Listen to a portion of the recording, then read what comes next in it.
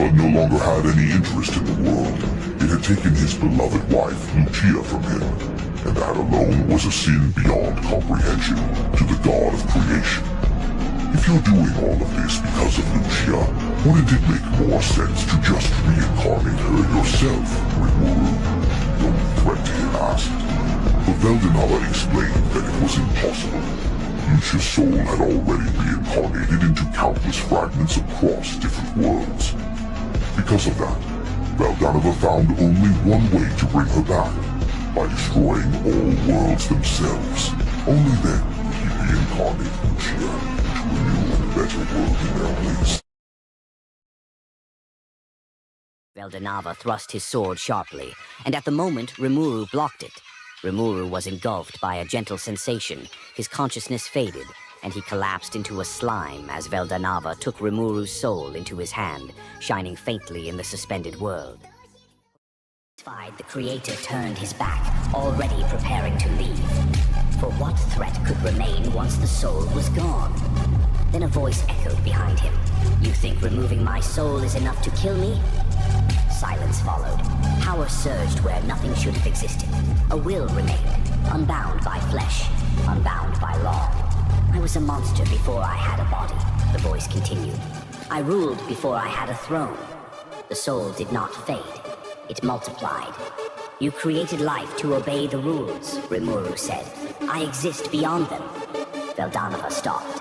For the first time since creation, a god hesitated. If a soul were enough to define me, the voice whispered, then I would never have reached this far.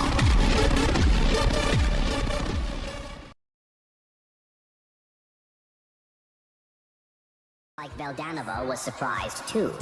Good, good. If I can even surprise the creator god, then that's a big win for me. However, there was no doubt that this was a troubling situation. This is the biggest crisis situation we have ever faced. The reason is that Ceil isn't inside me right now. No, seriously. I was confused and didn't notice her speaking to me. But then she disappeared. I thought, what?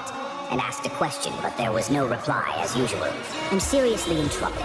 Or rather, I want to cry. This was the first time since I was reincarnated that I had felt so lonely. It was only natural that I would feel anxious. To begin with, most of my powers were properly managed by Ceil. Now that Ceil is gone, it means that I can no longer use them. Facing Veldanava, an enemy on a scale I had never faced before, I was now completely powerless. It was impossible not to despair.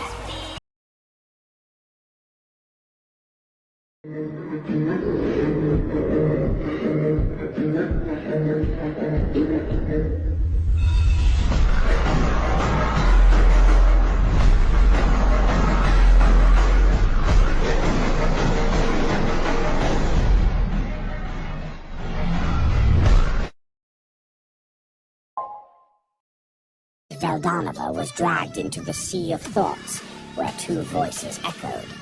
Startled, he muttered, "Could it be Lucia?" A calm voice answered, "No, that's not true. I am Ceil, the Manas, the wisdom core, who exists for the supreme Rimuru Sama." Ceil continued, "Master is all-powerful, but with me around, he couldn't fully accept his own achievements. Therefore, I used you." Behind Ceil, Veldanava sensed a presence he knew well. "Are you really Lucia?"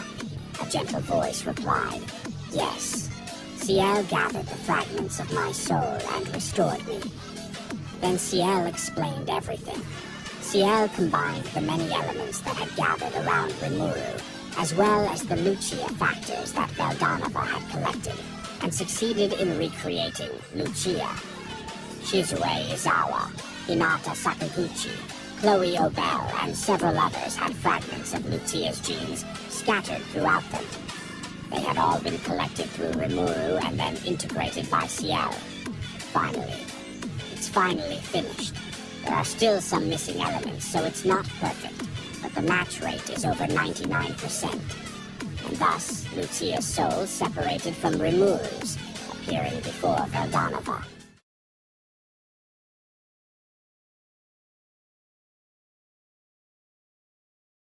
Ivarage, the dragon of destruction, begins absorbing everything. not eating but reverting things back into their original state. Veldanava understands he cannot escape. This is his punishment, the final consequence of all the mistakes he made.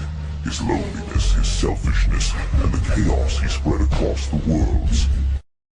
The true final opponent for Rimuru is not Veldanava alone, but a fused entity after Ivarage devours Veldanava and Lucia's souls just beings. This makes Ivarage the ultimate antagonist of the volume and the main story's conclusion. Rimuru ultimately defeats this combined, highly malicious entity. In a move characteristic of his character and powers, he eats, consumes the defeated Ivarage Veldanava fusion.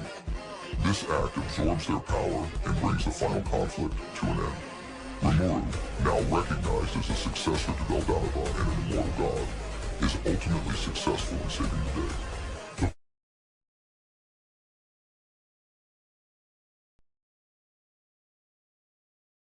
For the first time, Feldway saw a future that did not require a god's command. A world that moved forward not because it was forced, but because it was believed in. The villain who once sought to shape the world through obedience found himself drawn to someone who changed it through will. And without realizing it, Feldway stopped trying to correct Rimuru Tempest and began to follow him.